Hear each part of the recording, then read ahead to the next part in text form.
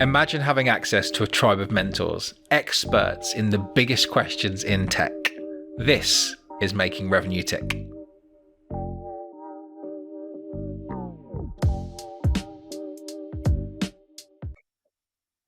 Hello and welcome to Making Revenue Tick. I've got a familiar face in the podcast studio today. It's my friend Mike. Mike, how you doing?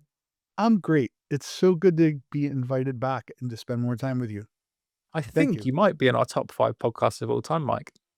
That's usually when I'm at the top of a list, it's not for a good thing. So I'll take that. Thank you. So let's make sure that was the high ceiling, and now let's hit the floor with this quality of content. All right. Yeah. Or Hopefully let's we make don't it invert on this one, right? Yeah, exactly. Or we'll do the best ever podcast that we've ever done, because I think that there's so much value in your insights, your expertise, the career that you've had, which we touched on a lot in the last episode. If you've not heard Mike's first episode, go back and listen to it now, understanding why your discovery problem, your pipeline problem is a discovery problem. But there's a load of things that you've done differently in your business recently from a positioning perspective, which I really love. And it's all the symptom of the fact that you're solving a massive problem in the market. And I'd love to understand, what's that massive question that people are asking that you're helping to solve? Yeah. So the question is why are my results not better? My sales results, go to market. And in that, as you said, I made a change in my business that came as a result of you, thank you, and one of your podcast guests, Jacob Warwick. So earlier this year, I listened to that podcast. By the way, if for folks listening, if you have not watched that, it's one of the best podcasts I've ever seen, hands down. And I was driving while I was listening to it, and along the drive, I realized, hold on, my approach is wrong. And one of the things that part of this goes to, as I was kidding around about the, being at the top of the list, is I just don't believe that I'm right all the time or often.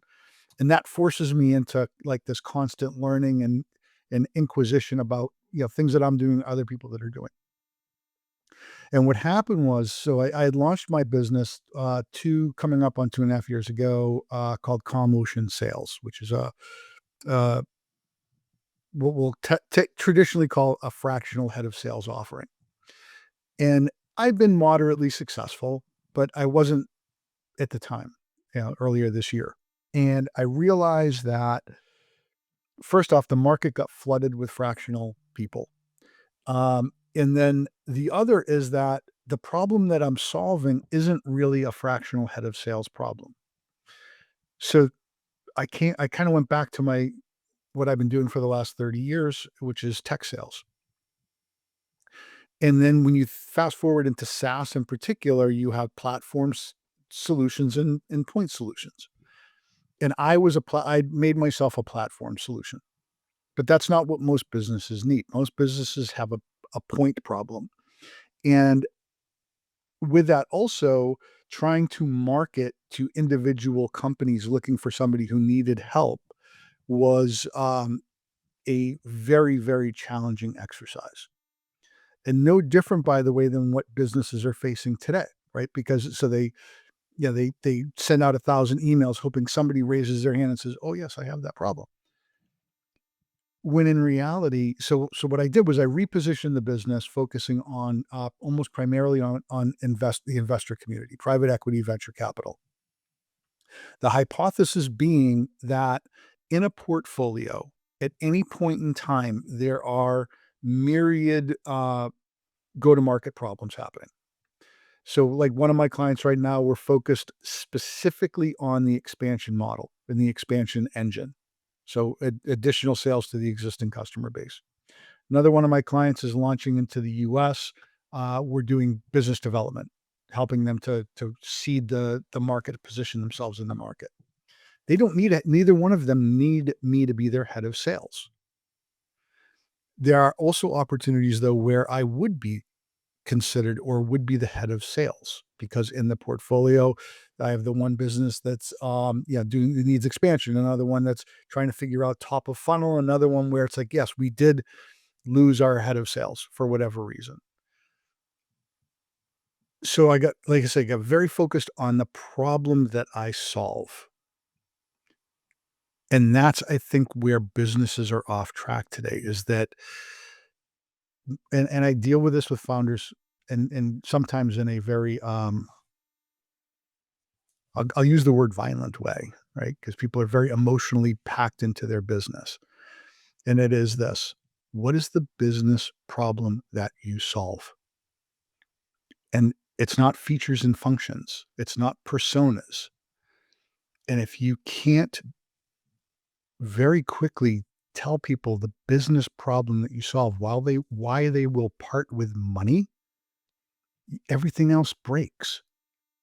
Your go-to-market messaging, your ICP, none of it works. And then all you're doing is you're looking for that one person to raise their hand and say, "Oh, yeah, yeah, I have that problem." You know, the whole Simon Sinek start with why thing, right? People don't buy what you do, they buy why you do it. Like, I think it's the second highest TED talk of all time. But you don't really talk like that, you know? When you speak to people, you don't say, why I do what I do is because we believe in this. They'll be like, well, what do you do?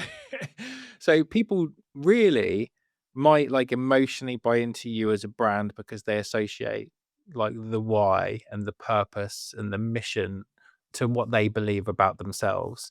But actually people buy what you do for them, don't they? So it's not that people buy what you do, people buy what you do for them. And so many businesses, when you talk about what do you do, they say, oh, we have this solution. Our product is this. We are a video platform. We have a data analytics solution. We have an AI agency. And it's like, well, what are you actually doing for people? Yeah, all of those things, when you say that to me, my immediate reaction is, "I don't care." Which is, I mean, and, I use this all the time. I'm from Boston. People can figure out very quickly that I'm from Boston. I guess I don't have the accent, but you'll get it. When you tell me you have a data analytics platform, I actually don't care. When you tell me that you have an AI solution, I don't care. It doesn't matter to me. What matters to me are things that are very specific to a solopreneur in the tech space trying to help other tech companies. Everything else is noise. And yeah, so I'll go back to, I was thinking about it this morning, in advance of the podcast and other work that I'm doing.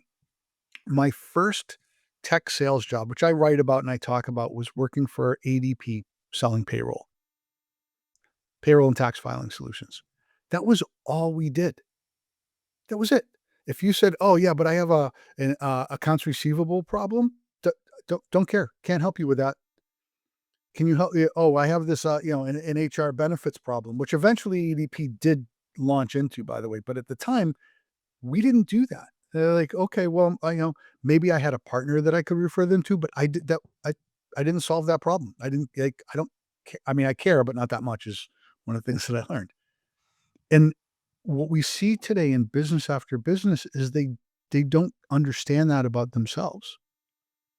If the solution that you sell solves an HR benefit problem, that's the only language you should be talking. And more importantly, from your investors all the way down the organization, down and sideways, everybody should be locked in on that.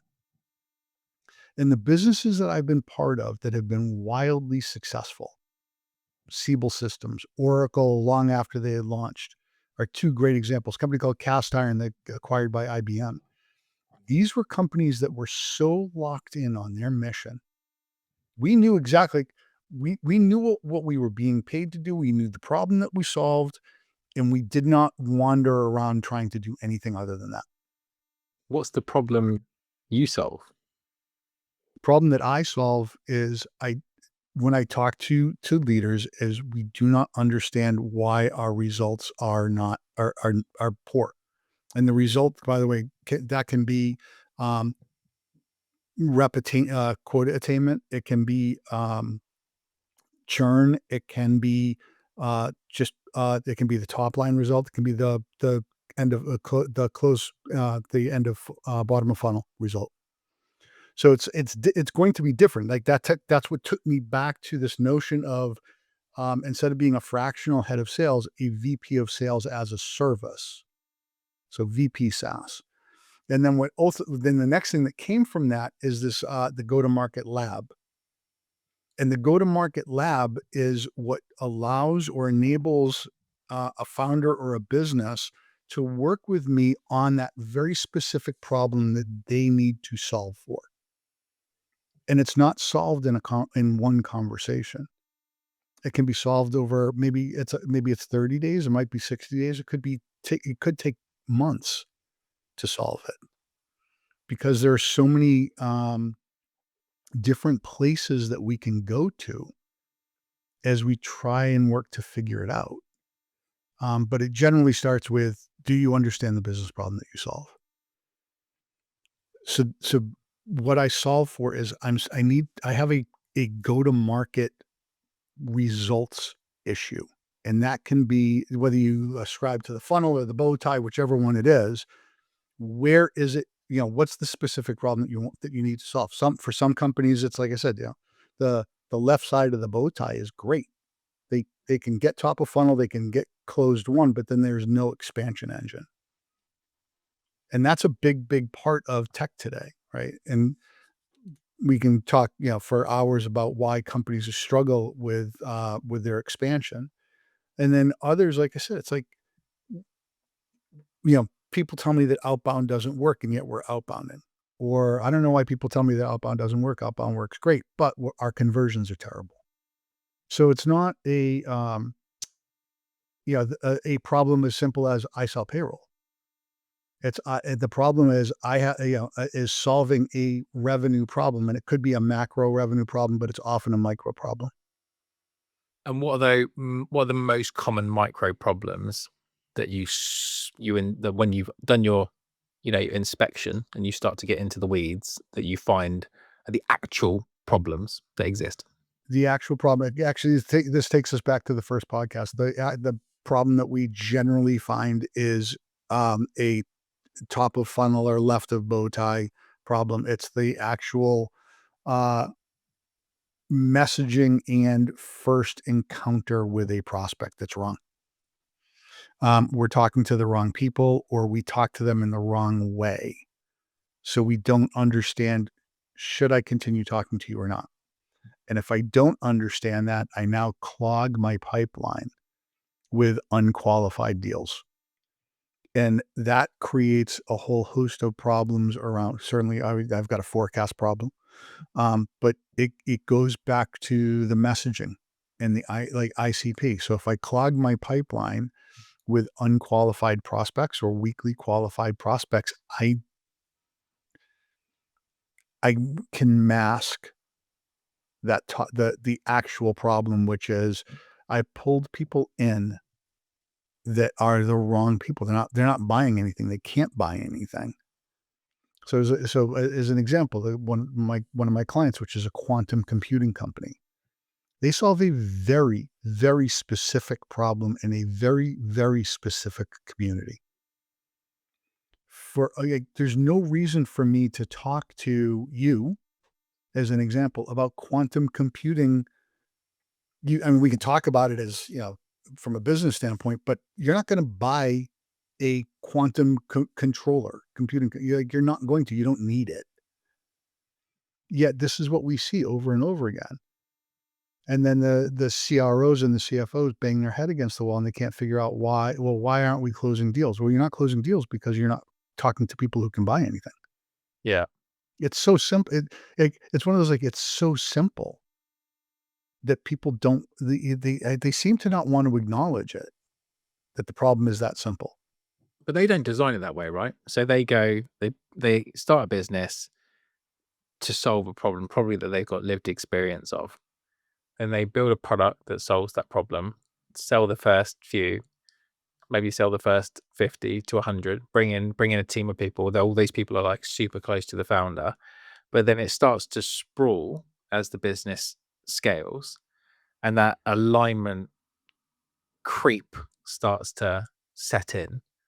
And then they bring new people in who are trained by other people, and it gets gradually worse and worse and worse. And then we get to these massive businesses that have got, such levels of dysfunction with this silos and lack of alignment that it's almost impossible to fix. It's just a fractured culture.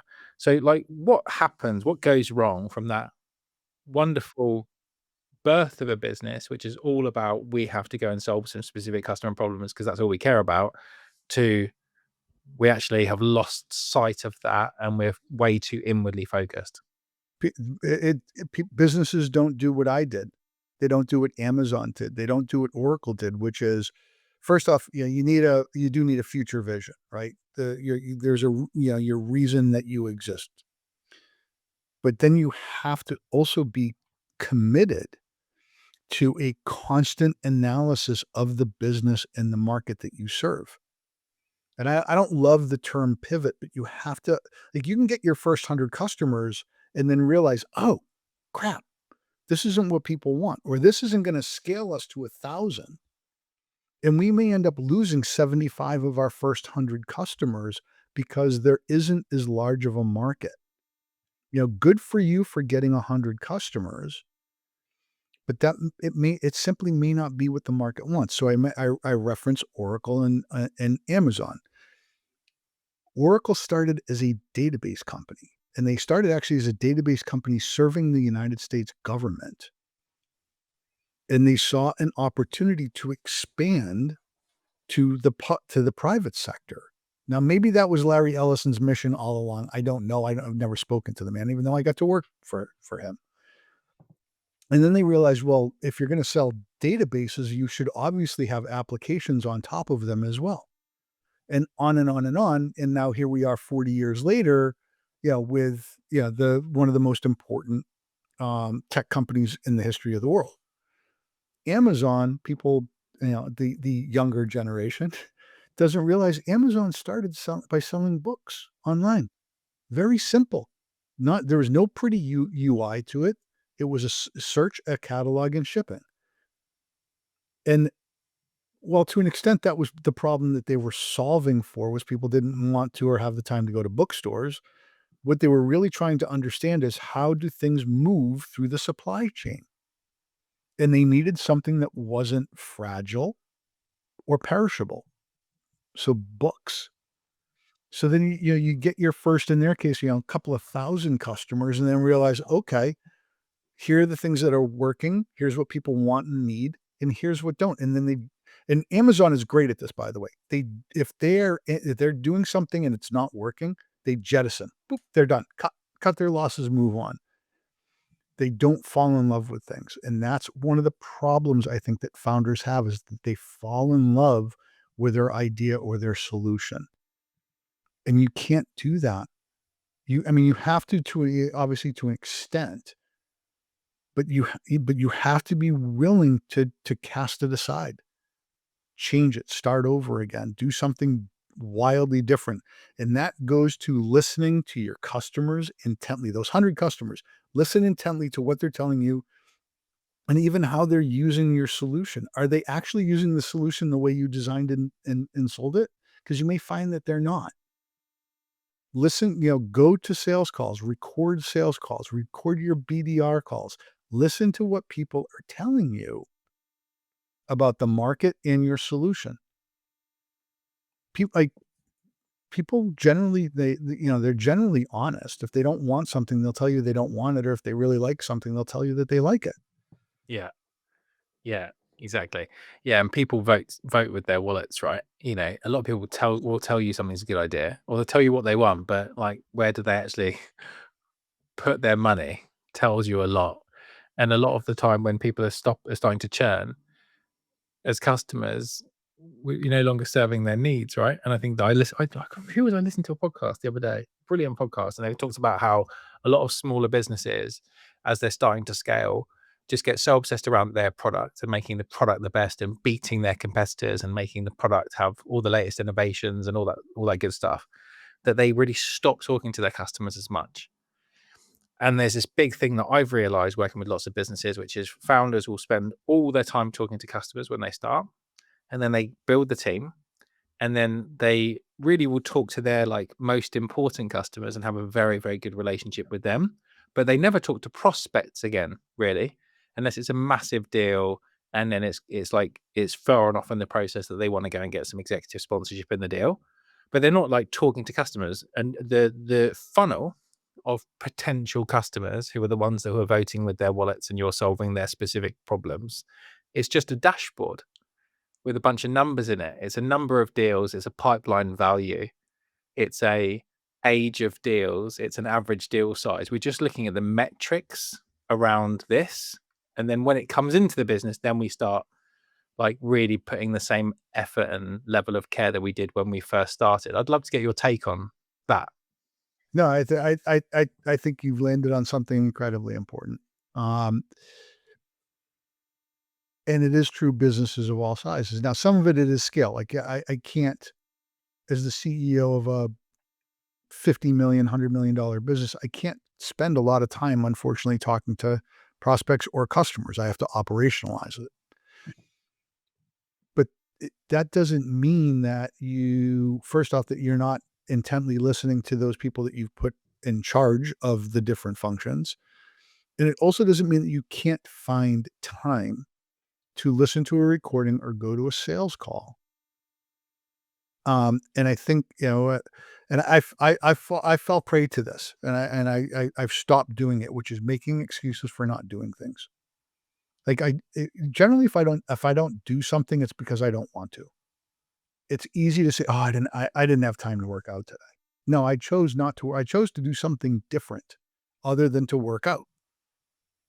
I didn't eat well. I chose not to eat well. Whatever it is, these are choices, and it doesn't matter how big your business is. If you're not talking to your customers, you've made a choice not to talk to your customers. You can carve out and put in your calendar time every single week, an hour to listen to customer calls, an hour to listen to prospect calls. No, 2 hours a week. I challenge any leader to say they're too busy to do that. It's choice. Don't go to lunch. Have lunch at your desk. Right? And listen to calls. But we lose that that fabric. And once that happens, things start to spiral out of control. And then, the other is, and I watch this firsthand, and this does go back to the leaders. I hire people, and yeah, they're wonderful, but then the dashboard or the numbers start to indicate that there's a problem. And then rather than stepping, going side by side with that specific leader, I'll pick a chief product officer, please. CPOs don't get offended by this. If I have a product problem or I'm churning customers because of product, at a certain point in time, I have to stop listening to the feedback from the CPO. Either go shoulder to shoulder or push that person a bit to the side and say, I'm going to talk to the customers myself. I want to hear directly. And if I have to hire a third party firm to do the surveys and to go and talk to these customers to get real feedback, then that's what I'm going to do, because the business depends on it. I think there's it's human nature that we oftentimes don't want to hear the truth, whether it's about ourselves or our business. Yes, the proverbial baby is ugly. Somebody, that it may be, that the product is ugly. It may be that the entire business is ugly, but somebody has to tell you that before you go too far down the path. Yeah, and it's not bad to hear those things, is it? I was realizing the other day I've not really had any negative feedback about my business, and I was like, oh, how would I react to that?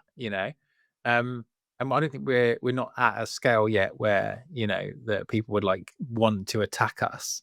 But like we got our first ever negative comment on a YouTube video the other day. It's the first like negative thing that anyone said about what we put out, but a bunch of people obviously don't like what we do. There's a probably bunch of people that look at my content and just like have unfollowed me and don't like me. It's just it's human. It's like the way that it works, right? You put yourself out there, people judge you. You put a product out there, people will judge it. For every negative review you see, there's 50 people that don't like you that would never say anything, right? Or they're so apathetic towards you that they wouldn't even bother to take the action. And it was quite a funny thing that I realized about it. And I think that if you're doing something that's quite leading edge in technology, you're taking a new thing to market, of course you're going to mess it up. Like, of course. And it's not like we've been perfect. We're really good and we get amazing repeat customer rates, but we're not perfect. And it's not always gone to plan. And, we get surprised by things from time to time because we're learning stuff, right? So it's really common that your business is going to be constantly making mistakes and your people are constantly going to be making mistakes. And if you did have a culture which was, we can't make mistakes, if you make a mistake, it's your problem, then people will probably start hiding problems from you. Yes. So so a lot to unpack in that. So let me start with the people's opinions of you. You of me. I'm using you in the colloquial sense. Not everybody is going to like you or your business or your ideas. I have a lot of people who don't really like me, and I know that. I and I can't change that. I'm not gonna change who I am so that one person or 5 people suddenly start to like me at the risk of the 500 people who now say, "Oh, Mike's not who he said he was." Like, I tell people, nobody walks away from a conversation with me and says, "I don't think Muhlfelder was being straight with me." I'm never, ever unkind, but I do think that it's a human responsibility to be honest with people. And I love feedback. I love negative feedback, and I thank people for it because to me, your negative feedback isn't negative to me. That's a learning experience, and even more so now as a solopreneur because I can sit here in my echo chamber and believe that I'm right about anything until somebody comes along and says, "Mike, I don't know, what are you talking about? You're full of shit, dude." And I've had people say that to me about, some of these ideas, like, "You're like, Mike, what are you talking like, you're totally wrong." And then we get into a conversation, whether like this or, back and forth in email or whatever, until one of us realizes that, we've either met in the middle or we've come to another side.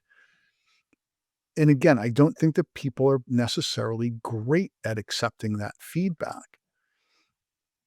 With that feedback that's where the change comes from.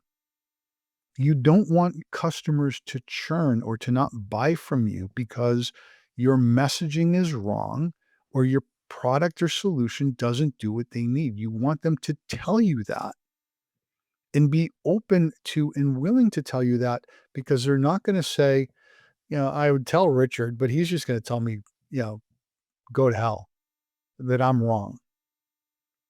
And it's their money. They're not wrong.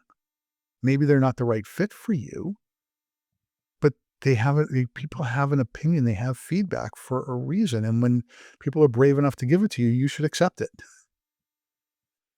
Yeah. And then create a structure where you go and get it right. Because you're talking about like, a reactive going and doing a customer sort of survey. We used to have in my old business that I was at for many years, a customer satisfaction process, which was an independent team would interview our customers and ask them against what you care about. So not like our scorecard, what you care about.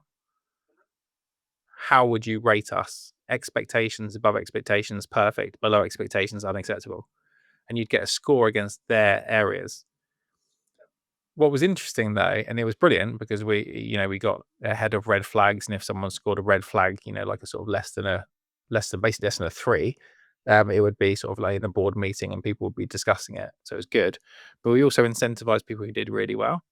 And you definitely saw in that business that when someone got a bad score, they took it really personally because it was a service business, right? So, like, if it was like, it wasn't like we were shifting SaaS, we were selling outsourced go-to-market agency basically as a service. So people would take it really personally if they got a bad score. And it's not that they couldn't hide. There was no hiding because we had this process that every account got interviewed every quarter. So it was just constantly happening. But I've seen very few businesses have any kind of robust satisfaction process like that. And because people were getting feedback all the time, they got way more good feedback than bad feedback. And when they got bad feedback, it hurt them and they did something about it and they improved. But how often are you seeing that businesses really do put a proactive, objective, independent way of collecting customer feedback? Not nearly enough. And even so, I don't know that they do anything with it. That's that which is worse, right? So I ask you for feedback. I take the time, even if it's 2 minutes, to give you the feedback. Then I have another experience with you. It's no better, and you ask me for feedback again. So you're telling me, like, you're not all you're trying to do is you're trying to appease me or placate me and make me feel like I matter when I really don't. And it can be a doctor, it can be a restaurant, it can be, database technology. It doesn't matter. Don't ask for people's opinions if you're actually not going to do anything with it, because then it becomes insulting. And one of the businesses that I was involved with, we did CSAT surveys, success surveys, satisfaction surveys, excuse me. And we got into it one day in an executive meeting because, if I remember correctly, we had a customer churn, but their CSAT scores were high. Now I was on the new on the revenue side, not on the customer sat side. Customer success wasn't mine. And I said, "Well, why are you asking customers if they're happy? That doesn't that doesn't matter. Yeah. Happy customers churn." Yeah. Yeah. Yeah, there were people in the meeting who's like, basically said, "You don't know what you're talking about." I was like, "No, happy customers churn all the time. I've owned 7 Honda vehicles. That doesn't mean that my next truck is gonna be another Honda. In fact, it probably won't be. I'm very happy with Honda, but it doesn't meet my needs anymore." So if you ask questions instead, no, sorry, Honda.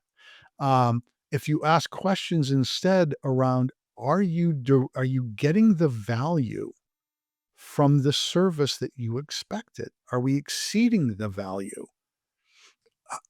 Are your interactions high quality?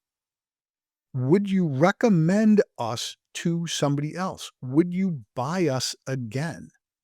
That's what you want to know. And I don't, again, even whether it's a restaurant or $1 million technology solutions, that's what you want to know. Because listen, if I'm satisfied with my interactions, I'm getting or exceeding the value expected, the likelihood of my churn is extremely low. Yeah. Yeah, where if I'm kind of a creature of habit. I live in a relatively small village by American standards, and there's like 3 restaurants that we go to on a regular basis. They're not high-end restaurants, by the way, but they're sure thing restaurants. We know we're gonna be treated incredibly well. We know the food's gonna be really good. There's always like, the price to value is awesome. Wait staff is always great, all of that. They don't have to survey me, but if they did, that's what they would be told. Now contrast that to a restaurant that was here for many, many, many years. One of their regular customers, a friend of mine, had a bad experience. But by the way, he had taken 10 people to dinner. It was about this is years ago. Even back then, it was like an $800 bill for dinner. And he said to the owner on the way out, he told him he was very unhappy with his waitress that night. And why? And the owner of the restaurant basically said, fine, don't come back. And he never did. And that all the owner had to do was to say, "Oh, I'm really sorry that happened. Next time you come in, let me give you a bottle of wine as a thank you." Anything. That reaction from the restaurant owner, lifetime value probably cost him $10,000. Yeah. And we Well, do let this alone all the time. all the people that they told, right, about that interaction. The dark funnel is also a dark repellent. Yes. And we like, there's no feedback loop today in many businesses. If I have a terrible experience with a BDR or a salesperson, the only thing I can do is say, "Delete." And then, the founders sit in an executive meeting trying to figure out why they're not getting more pipeline, or why deals are stalling. Yeah, yeah, exactly. It's quite funny because I get that acutely in a recruitment perspective. So when a client comes to me and tells me what they need, Very often it's not exactly what they need, or there's a bunch of nuance I need to understand by doing what I call the impact scoping process to like really get under the skin of what they need. Whereas all of my experience ever as a revenue and people leader working with outsourced talent agencies was they say, what do you need? Send me the JD. Yes, sir, 3 bags full. I'll have you a short list by next week, or we'll send you some CVs. So it was like totally like, yeah, whatever you need, just give me the JD. Or they'd send, or what recruitment agencies do, which I hate, is that their way of doing business development is that they spec candidates. So, you're a revenue leader, you get those messages all the time going, hey, we're doing a search in your area. I've got this fantastic candidate, white labeled resume. If you'd like to see them, our terms are these.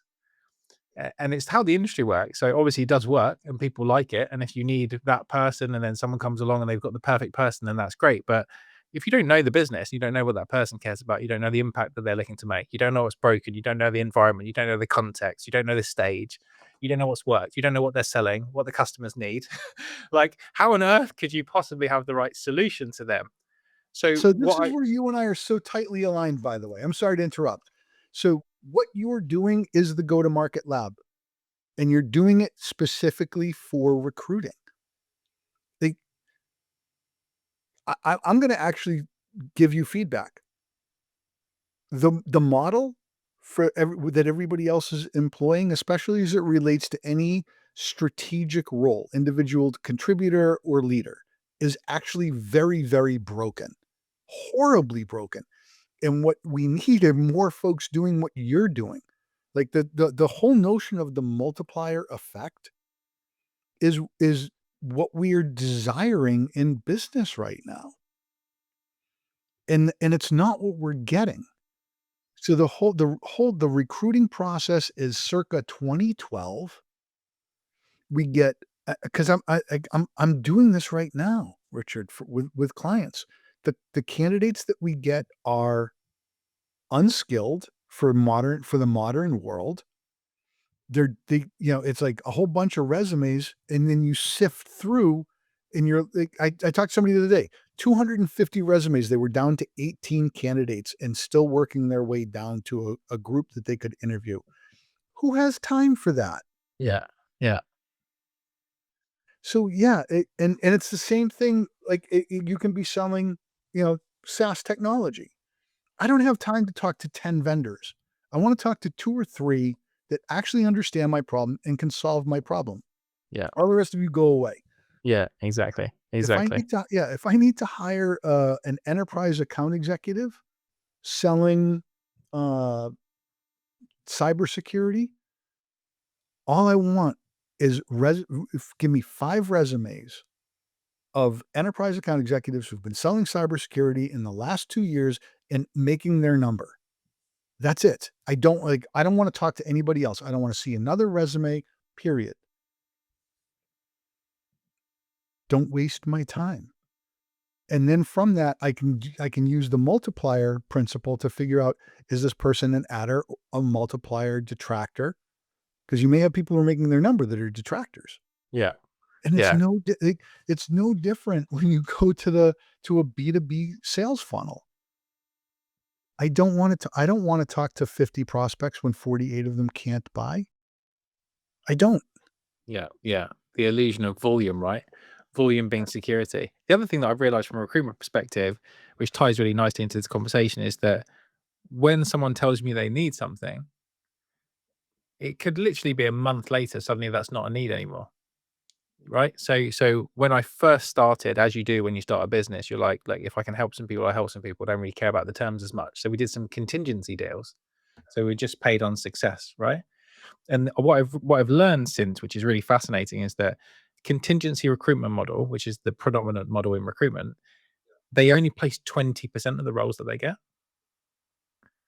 So if 4 out of 5 roles that they work on, they won't get the placement. So they don't care about clients. And this is recruiter friends of mine from different industries say, my priority is not the client, my priority is the candidate. Because if I find a good candidate, I can send them out to 5, 10 businesses, and I'm likely to get a placement. Hmm. So they that's how they work. They go, Yeah. if I get a good candidate, I will send them to 5 or 10 people, all with the same, so this person goes, oh, the solution to my problem, but that person's been sent out to for your 4 closest competitors, whether they're existing clients or they're prospective clients. That's how they market. And I realized in year 1, our data was that we closed 68% of our contingent deals, which is really good compared to the industry. But Mike, that 32% that we didn't complete because either the project got put on hold or because budget was frozen or because priorities changed. The amount, like for me to spend that amount of time on roles that didn't move ahead and to have those candidates that had gone through all those process steps and with hearts and minds were totally bought into it. The sales leaders' time that was spent on that process, the people that had brought me into the business for it to not turn into value was so painful. I was like, I'm not doing this anymore. So we started doing retained search, where we would really make sure that someone was really serious about this problem and there was such a significant problem in the business that they really needed some additional support. And it was going to be an exclusive relationship where I go and put all of my effort and resources into doing a job as if I was working in your business. And that really meant that we started to lose some deals that would come in as a pipeline. And then through qualification, they were like, no, no, no, we just really want a contingency type relationship. Or actually we're not really sure, and the deal would just stall a bit. And it's because a lot of people, what they do when they go out to market is they go, we kind of need someone. Let's see what we can get. Or we're probably going to hire someone internally, but let's just go and see if we can find someone externally. We're not going to pay an agency fee, so we might as well just do it.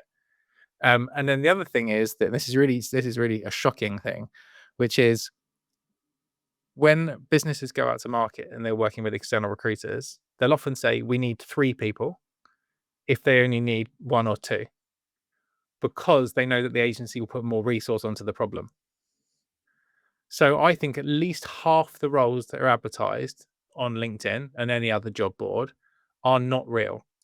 It's businesses either putting job ads out so they can collect resumes so that they have them in their database, so that when a recruitment agency says, oh, I found you a candidate, they say, no, they're already on our database. Our terms say that therefore we don't pay the fee. Or it's businesses putting out additional roles so that they get more resource put onto the problem. And it's horrendous. So what I'm really saying about all of this is the recruitment industry is built for volume, and then they add on additional volume to make people put more time and effort into it. And it's built in a way that I know this is not going to close 4 out of 5 times. So actually, I'm going to take this product, this person, and send them out loads of other places to just give myself a chance of being able to go and make some sort of money. Uh, broke my heart. Yeah, not only do I see this, but I think there's again another very solid parallel to B2B sales. And we get ourselves enamored with pipeline as if that pipeline didn't cost us anything. Now, yes, when you talk to RevOps and the CFO, they absolutely know that the pipeline cost you something. But that's not that doesn't seem to be the prevailing attitude. We've talked about this, I've written about it. This whole notion of having, a 4 or 5x, 6x pipeline or even a 3x pipeline is it's not real. So this, similarly, if I need a CRO, I want to go to you and say, Richard, I need a CRO. Here are the qualifications. Here's the job. Here's the expectation. Here's what success is going to look like. Go find me that person. I only want to talk to 5 people. You figure out everything else. And and I'm going to pay you to find those 5 people, and then I'll pay you when I place. Now, all of a sudden, everybody's got skin in the game. And more importantly, I hope this is going to make sense. And one of the most valuable things I learned in my first PE experience was the word focus. And that is, comes up over and over and over again during the course of a work week. Getting people intently focused on the thing. So if the thing is, I need to recruit a new head of sales, I need to recruit somebody in CS, be very focused on that thing. If I need to close $100 million of business, everybody needs to be very focused on closing $100 million worth of business and all the things that have to line up to make that happen. If it's, if the product team has to develop a new set of features and have to have them available by June 1st, everybody in product and associated with product must be focused on that thing, nothing else. And we don't do that. And then we wonder why our results are poor. And so in, these labs, like, we're meeting on a regular basis. Sometimes it's me that runs the meeting. Sometimes I'm being pulled into the meeting. Like, but it always comes back to the thing. What is the thing that we are working on in the lab? And again, sometimes it's solved in a few conversations, sometimes over a month, sometimes over several months. But we don't suddenly decide, we're not going to talk about that anymore. We didn't solve it. Let's go talk about something different or work on something different. Yet we see businesses do this all the time. And then they just run in these scattered different directions and they never seem to get better. So how does a business adapt and pivot without just doing it so much based on what customers say that what's that balance, Because like if you need to adapt to customer needs, but you don't want to go and do everything that customers say, how do you help businesses to adapt and evolve in a way that's beneficial for their customers and for themselves? So there's somebody just posted about this and I responded to it. It was about when do you build a feature for a customer, a prospect, customer or prospect? And and I think I'm answering the question. If not, tell me.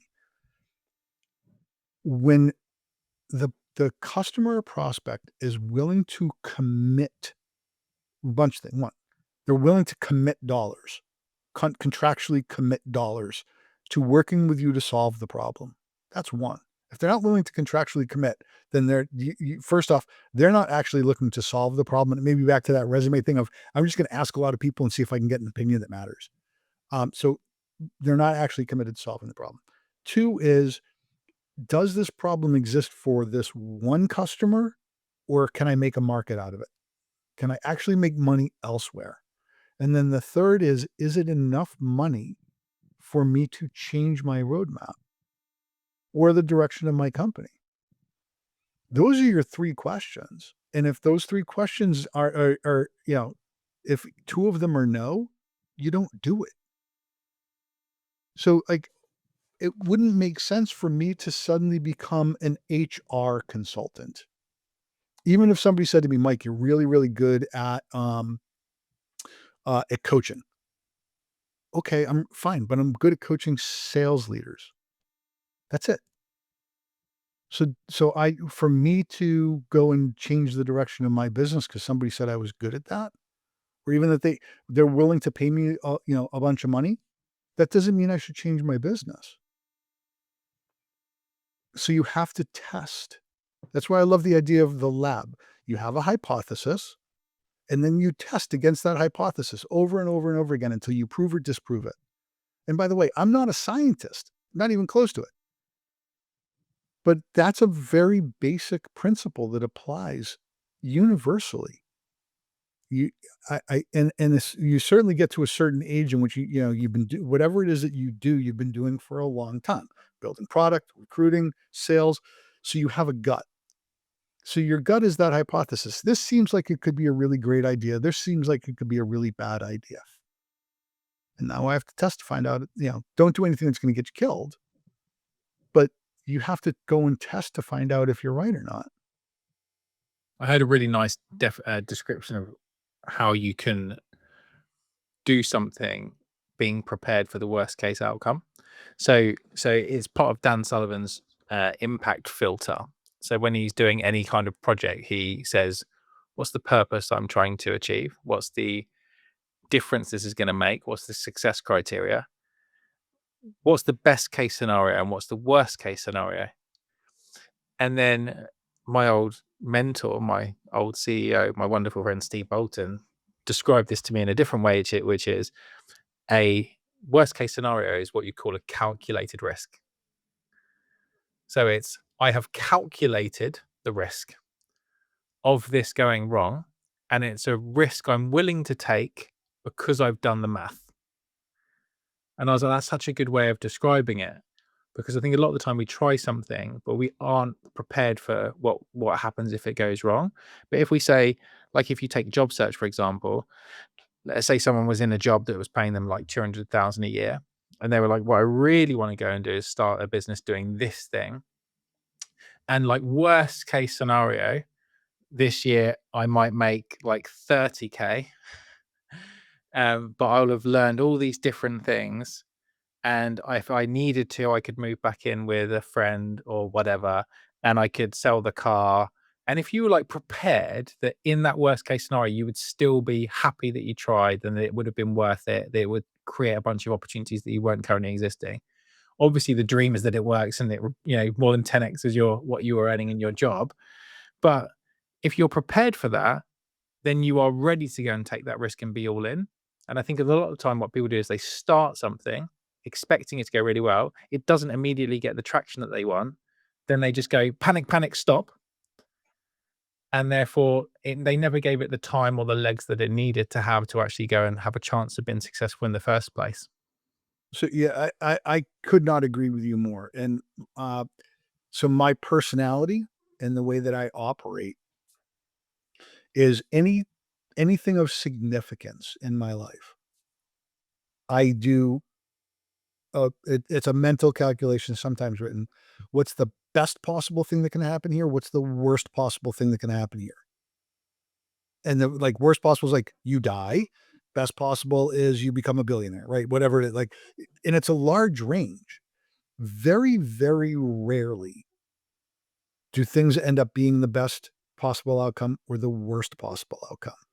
But what I find is that if I'm prepared for those two eventualities, everything else becomes very clear and easy to deal with. Because like, if I'm prepared for, like, I'm going to lose everything, I'm going to go out of business, I'm going to lose my house. That's my worst case scenario. The likelihood of that happening is really, really, really small. So if it's like, if it's like, oh, well, you lost a client. Okay, well, that sucks and it's painful and I have to replace the client, but I didn't lose my house and I didn't lose, and I didn't go out of business. So, but and maybe if I could do have one change or create one change in the world, it would be to have people operate this way, because it's it's hard. It's very difficult to get disappointed. It's also very difficult to get overly excited about things because you're like, I don't know if is this my best case outcome? I don't know yet. And so I had somebody who, very significant in my life for a very long time, and we were very different on this, in which my expectations generally of people are very low. That allows me to be delighted a lot and rarely disappointed in someone. Conversely, their expectations were always like way up here, and they were constantly disappointed by people, including people that they love. It's like, yes, because you expect them to operate at this level that they're not gonna operate at. And it's not fair to them and it's not fair to you. So the same thing applies in business. If you're like, "Oh, we're gonna launch this product and we're gonna sell 1,000 units," and you launch the product and you sell 5 and you're like, "Oh." Right, well, because you didn't prepare for the fact that you might only sell none. Whereas like, okay, we sold the worst case, we were gonna sell none, we sold 5. What did we learn from the 5? Do we, can we change it to get to 1,000, or did we make a mistake? Let's cut our losses right now. Yeah. Yeah. I think it's good. And it makes sense for this whole laboratory like vocabulary, which is it's a test, right? And like, scientists go, I think this is going to happen, but if it doesn't come true, then we will have learned this thing and we'll have found a different way that didn't work. And it's Yeah. like, but that's not really how business is. We don't learn that scientific approach. It's all like, win or, if you're not first, you're last. Yeah, And winning is everything, right? So I didn't count on the Talladega Night reference. So I think part of that is, the last 15 to 20 years in business, we've become so focused on and so uh, desiring of immediacy that we don't give things time. And again, I'll point to Amazon and Oracle. Those are businesses that were built over years and years and years and tens and hundreds of millions of dollars of investment. Nike is another one. If you haven't read Shoe Dog by Phil Knight or Losing My Virginity by Sir Richard Branson about the Virgin brand, if you haven't read those books, you don't understand how to build a business. Like there's, it's the quintessential. There's no overnight sensations. Yeah, there are companies who get lucky, but you're like that's a 0.01% outcome. Everybody's reading about NVIDIA. NVIDIA didn't just start a year ago. ChatGPT has been around for years as a not-for-profit, and now the world finally caught up to what they were doing. People just they don't realize that. So they're like, "Oh, I'm gonna be the next ChatGPT." Okay, I'll come talk to me in 6 years. Let's see where you are. Not in a year. You won't have known anything in a year. yeah, exactly. So what's some of the way forward then, right? So if we talk about one of the massive challenges is that businesses are not hitting their number. A lot of it's about positioning, about a lack of asking for and wanting, and then doing something about customer challenges. We want the right type of people to talk to, not just lots of people to talk to. We want to prepare ourselves for what's most likely to happen, but be very conscious of what we're aiming for, but also what would be the worst case scenario if we didn't achieve the goal here. What are some of the ways forward for people to go and make sure that they are happy with their results, they are clear on their positioning, and ultimately their business goals come true? So I got to be honest. I don't think I could solve for this. I can give you ideas. And the reason why is because so much of this goes to persona and personality, and I can't change. We can't change people, right? You can only change yourself. Um, I My advice to leaders is, um, as we've talked about, be open to feedback. Become wildly honest with yourself, in your product or your solution and what it does. Um, be open to the possibility that you're wrong all the time, which is really hard to do. But like when you're open to that possibility, you can learn things. Like when someone says something, and I think this is by the like not to get overly philosophical here. I think this is part of the problem of where we are, certainly in the United States, but maybe even on a global basis, is we have the ability to check anything, anywhere in the world, at any point in time. When someone tells you something that doesn't make sense, you can do the research. It's in your hand. And yet we accept things at face value. And that's a huge problem. So when someone says something to you or sends you something that's like, gee, that just doesn't seem right, you need to find out what's the truth here. What's the reality? Whether it's about your business or on the macro. And we can't evolve and change business and change any of our processes until we're willing to do that. So when someone tells me, I have a I have a top of funnel problem. My first question is it a top of funnel problem or is it something else? Or is it something else? Or oh, my team's not making their number. My sales leader, I had to fire my sales leader because my sales leader sucked. And then I get into my first question is, was it the sales leader or was it that you just didn't give things time? Or was your sales leader telling you something and you just didn't want to hear it? Which, by the way, is a very common problem. And those things like that takes time and energy to fix it. Um, And the other is, and this is kind of I'm not trying to be self-serving at all.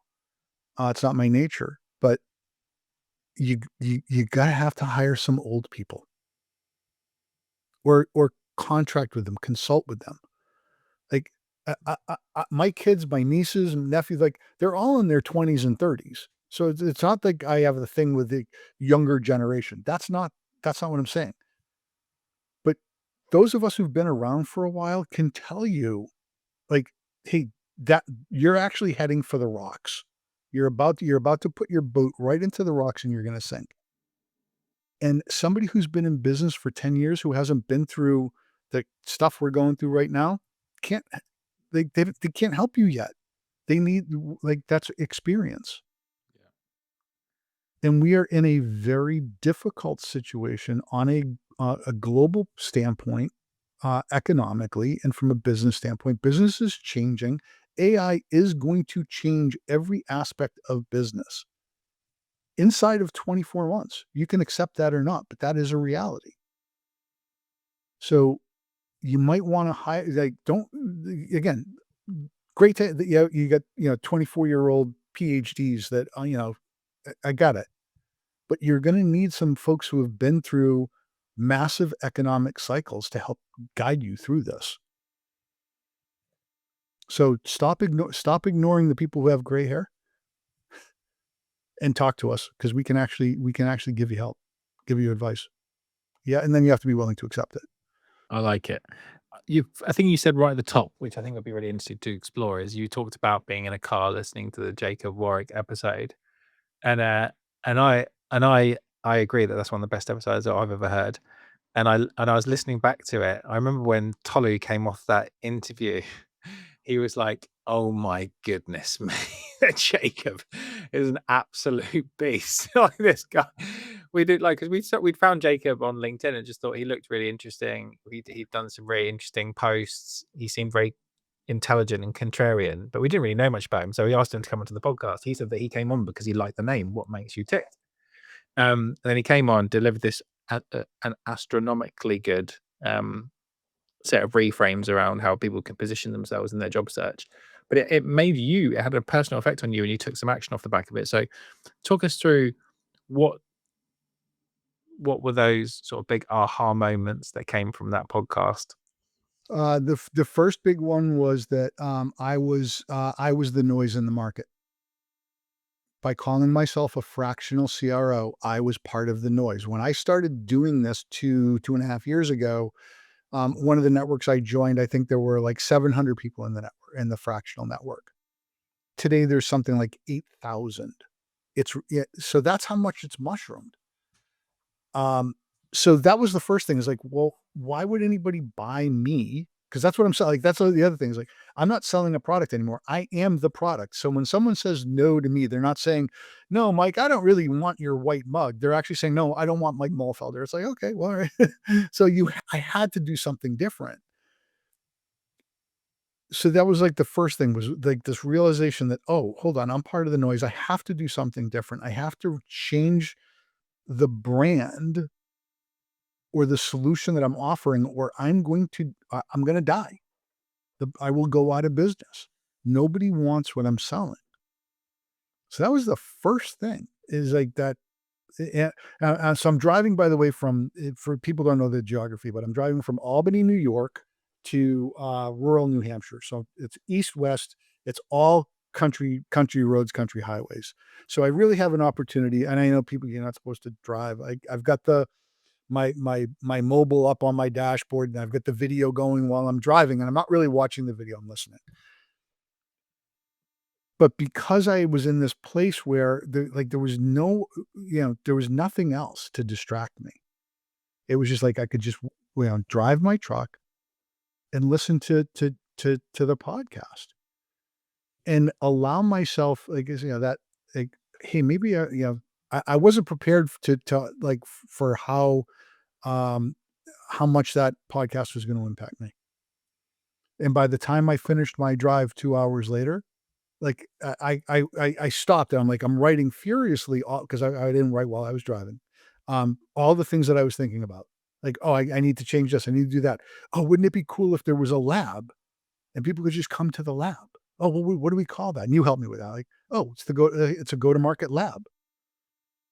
So there were so many things that came. I should probably send him a check, but I'm not going Don't worry. He's all right. And then you did reposition, and I know it wasn't as simple as going, "Oh, I'm gonna come up with this thing called Go to Market Lab," and then boom, it happened. So talk us through that process that you went through to actually reposition yourself, and then what that's created in terms of opportunity. So yeah, let me try to do that. So I've been part of a couple of product launches in my career. So it's kind of weird as a sales guy, all the things that I've gotten to do, both in startups and at the largest companies. Like I was part of a product launch at IBM. I won't mention the product. I guess you could figure it out if you do research on me, but it was arguably one of the biggest failures, certainly the biggest product failure I've ever been part of. Um, and I hope I don't get sued for saying that. But I went back to the things that I learned in launching products. And so the brand and the name has to, be something that gets people's attention. So that was one of the things like, what am I going to call this thing? And then the second is, I got back to like, well, what's the problem that that I can solve?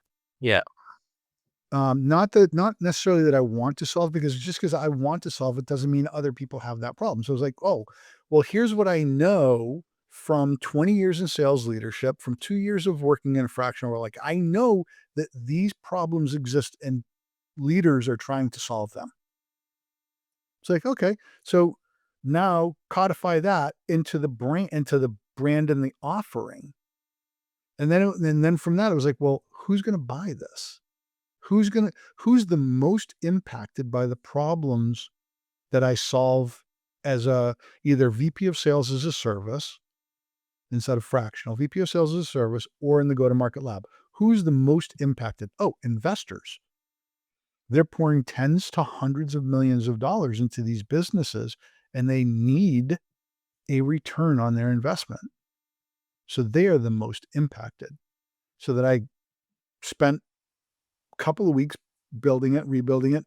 Again, thanks, great help from you on the branding, positioning, kicking rocks at ideas. And then I went to the PE contacts that I had and said, "Hey, I'm relaunching the business, repositioning with this go-to-market lab. Here's what it is. Here's what it does, and here's why I think it matters to you." And all of a sudden, I went from, very little response to my outbound. And I didn't send out 100 emails, by the way. I sent out about 12, very pointed, very personalized. And I got responses, I think, on 10 of them. One of those responses was a longtime friend of mine. And he said, he goes, "It's interesting. I see the applicability, but we haven't been together in a while. Why don't we grab lunch?" So we had lunch. Or book lunch. In the period between the "let's have lunch" and when we sat down for lunch, he came back to me and said, "You're right. I actually need this.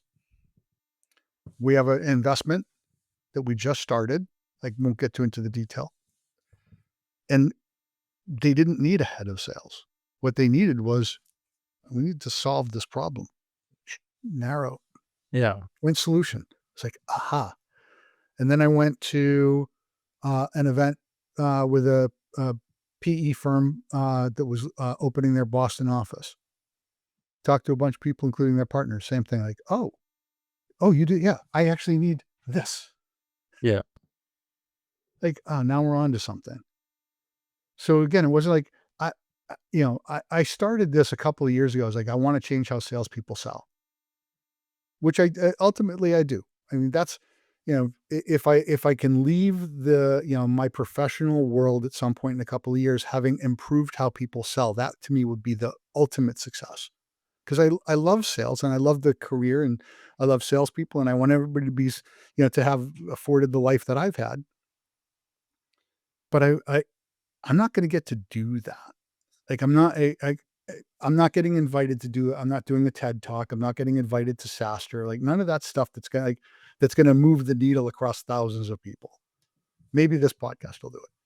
So instead, check your ego and say, all right, how do I actually how do I do what I do well and help people? Yeah. Yeah. And that's what came out of it. And Yeah. it took time. I love it. I love it. It's quite funny, isn't it? Because when we first met and started talking, I sent you the executive job search playbook that I've written. Mhm. And it's all literally, this is before I'd met Jacob, before obviously that podcast came out, which is you are the product. Start with understanding your customer, start understanding the challenges they're facing. Who are the people inside those accounts that are facing those challenges? What's the problem statements? How they describe the problem? Why are you uniquely qualified to go and solve those problems? What's your credibility?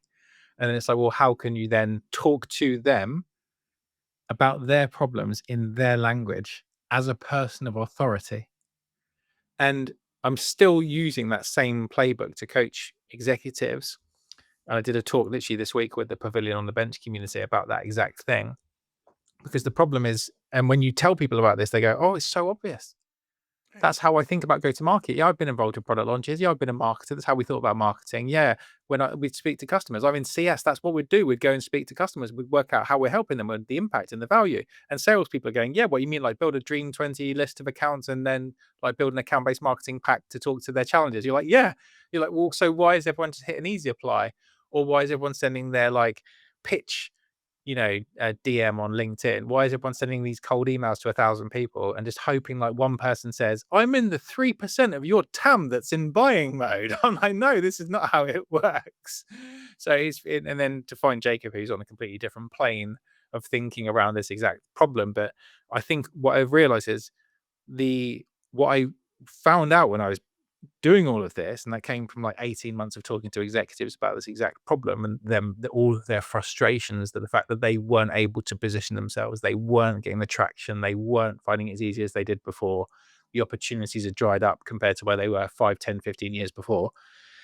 Is we're all taught to go and do sales, whether that's recruitment, product, launching businesses, actually going and selling products in a way that doesn't actually work because it's not talking to the right people in the right way about the right problems as a person of authority. And it's phenomenal that that still is the case for so many people. And this is why we need to talk about this and keep Yeah, beating this drum. exactly. And I think if I were to try to wrap a bow around this, and I say this, and I'm not being self-deprecating, and I think I shared this on the last podcast. I'm a simple guy, right? I was a terrible student. I was always in trouble as a teenager. I mean, like real trouble, not like, oh, Mike, stop talking in class. Like I was always in trouble. Barely graduated high school. Barely got into a small state college. Barely graduated from college. Like that. So I like things simple. And here's the simple thing: we all buy things, and then for some reason, forget, as rev ops leaders, sales leaders, investors, etc. We forget how we want to be sold to. And we don't build our engine around how people actually want to be sold to and how they buy. And we get really frustrated as humans when we encounter people who aren't listening to what it is that we told them that we need. I'm in the process of looking for a new house right now. And it's I'm thinking back to when 24 years ago when I bought the house that I'm in right now, and we fired a realtor because he wouldn't listen to us. Every house he showed us, he would tell us like, "Oh, and this is where you can put your boat." I don't have a boat. I got 2 little kids. I'm not buying a boat. And we replaced him with a realtor who took 2 houses 1 day to put us in the house that we wanted. And here I am 24 years later encountering the same thing. Yeah. I have 2 realtors that are excellent, listening to me like, "I have a house for you. I have a house that's coming up." And I have another realtor who's like, "Here's a house." Like, "Okay, it's in the wrong part of town. It's 2,800 square feet. It's just me. I don't need a 2,800 square foot house. And I definitely don't want a house on an acre of property that I have to maintain because I hate gardening. I want to be on my bike and I want to go fishing." So if you put me like, oh, here, 2.5 hours a week of cutting your lawn, I don't want to spend there are people who do that. Yeah. So you're not listening to me and you're frustrating the hell out of me. And so hop out of real estate and into whatever it is that you sell and test to see if you're frustrating the hell out of your prospects and your Yeah. buyers. Because I'm going to tell you, you probably are. And that's probably why you have a pipeline problem. Yeah, exactly. I think it's beautifully put. Just a quick anecdote on that. I know you mentioned gardening, which as I get older, Mike, I'm starting to really love. This idea of like being a self-sufficient, grow all my own veg is becoming increasingly attractive, and I get very excited when Servant I see farmer. the little bloom on my cherry tree. Is my wife the other day was like, this is quite a fun story actually, just about finding the right people. So I'll just tell it really quickly. We got a cleaner who's just moved over from Ukraine. Tragic story there is that her husband had passed away, like killed in the war. And so she came over to England and was like, doesn't speak the language. So was just like doing cleaning. And she was doing cleaning on our house. And she was just like, did an amazing job of cleaning. But then she'd like fixed our broken plants. And I bought this like brand where they have like a range called the Unkillables. Yeah, I'd pretty much killed them. And she like made them like beautiful again. And she was like, and my wife was like talking to her, and she was going, "This is what I really love to do. I love plants. Like I talk to them. This is my real passion." She was like, "We would like to do our front lawn, um, and we want to like redo it because it's been terrible for a couple of years now, but we just not got around to it. And everyone that we've had quote has quoted us like 5-10 grand to fix it." And I'm like, "This is crazy." She was like, "I would love to do that." So we've got her doing our front garden, and the other day she's done this phenomenal job. I'll send you a picture later. She was planting some roses that are going to like, climb up the side of our house, like beautiful. And so my wife sent me out to the shop to go and buy some manure for the roses, because apparently roses need manure. Check out how this brand really understands marketing. I go into the garden center to go and buy manure. On the manure is a picture of roses. And I'm like, genius. So even like some buffoon like me who knows nothing about this, who very much The right thing. who risked walking back with the wrong product because they understand people don't want to buy shit. What They they want to buy want the right is shit. what they want is to go and grow these things, and they have like some roses and then some specific vegetables, obviously stuff that loves manure, but they advertise the future state, the thing that you want to buy. And when you were talking about it, I was like, it's such a brilliant example of not only someone who found like a thing that they really love to do, and she's like taking so much pride in the way that she's doing, but this company made it so easy for me, the idiot, to buy this thing that was going to give me the beautiful roses that was going to make my wife delighted. And I'm like, that's how you market. Ye I love this in so many ways. So, one of the things that I got on a few years ago, probably 5 years ago, was a whole thing around search engine optimization and all that. And you get that, "Oh, we're buying all these keywords." It's like, yeah, but are you buying the keywords or the searches for how people are actually looking for the problem that they're solving? And even still today, I get people like, I don't understand." It's like, when you go like, did you go on if you were looking for that product, would you go online and just say, "Manure"? Or would you say, "What's the best manure for roses?" That's like literally my Google search term. Yeah. Yeah. So, and you say that and people are like, "Oh, no, we don't do it that way." Okay, and then you wonder why you're not getting any, your intent Yeah. data is wrong, why Yeah. you're not getting a lot of hits. It's because people can't find you. So, like, this is how fundamental it is. If you don't put yourself out there in a way that people know how to find you, they won't. Or maybe you'll get lucky and they'll hit the second page on the search and, "Oh, look, oh, roses, manure for roses." Yeah. You should be the first thing that comes up. Yeah, exactly. And people aren't there looking for manure that came from this horse that lived in this place and ate this food and and weighed this much and was this many hands tall and had a granddad that competed in an award, won a race in 1847, like, which is how we sell Exactly. B2B SaaS, right? Yeah. You Like, just like a whole bunch of things like, I don't care, I don't all care, I I don't care, I needed don't was a care. picture of a rose on some shit, and that shit became valuable for me. And it's the greatest lesson in sales. This is I I I love this so much. This is it's exactly it. We just talked for almost 2 hours, hour and a half, and we came down to that. It's like, put a picture of a rose on your bag of shit, and you'll sell more shit. Exactly, exactly. So I guess the real question is, if you're selling, if not, I was going to take this too far, but whatever you're selling, it's like people. That's not what people buy. They buy what it means that they can go and do. And Right. what's really interesting about that example is, it's not that I wanted roses. I wanted my wife and my gardener to be really happy when they look at our front garden. And what I'm really thinking is, when we sell the house in 2, 3 years' time, that when people come to our front garden, they're like, "Oh my god, the house with the roses growing up the front," because it's a sort of soft, tiny little detail that people really would like remember, that would differentiate our house in the market. And this is where my mind is going to when we're spending the money on the garden: is this will make it more valuable. And I think that that's how people think. And then the more we can think about that, if someone as a salesperson had, there was no salesperson, luckily they were so good that they literally put the picture of the rose. But imagine if a salesperson in that scenario, when I walked in, said, "What are you looking for?" And I said, "Manure." One bad salesperson would be like, "Yes, cool. Here's the 10 types of manure, sir." But a really good one would be like, "What's that for?" And I'd explain the story, and they go, "And what are you hoping for?" And I'd be like, "Oh, some roses." "And why is that important to you?" "Oh, because of this."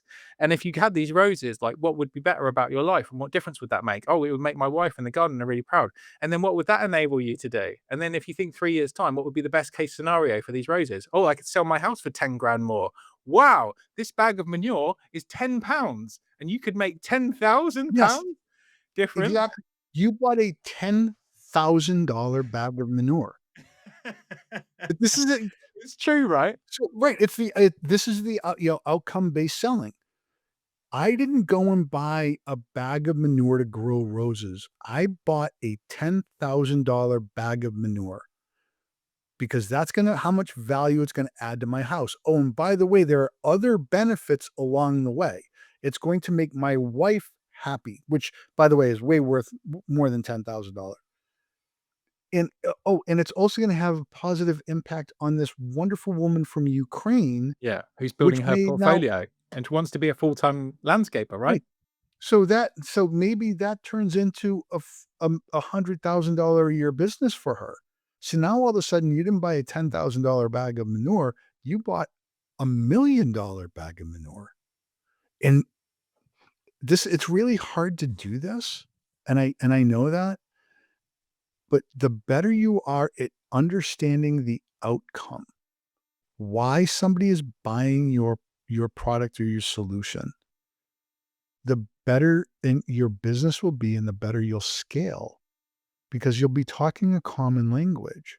I would not have gotten, by the way, admittedly, from an outcome standpoint, I would not have gotten to, buying that bag of manure with a rose on it was going to get you more money for your house unless I knew that you were eventually planning to sell your house. And maybe I would have asked you, well, hey, Richard, you guys are you eventually gonna sell your house or is it your forever house? Because if it's your forever house, that has a different value to it. Yeah, yeah, absolutely. Well, Mike, I think it's a perfect point to end.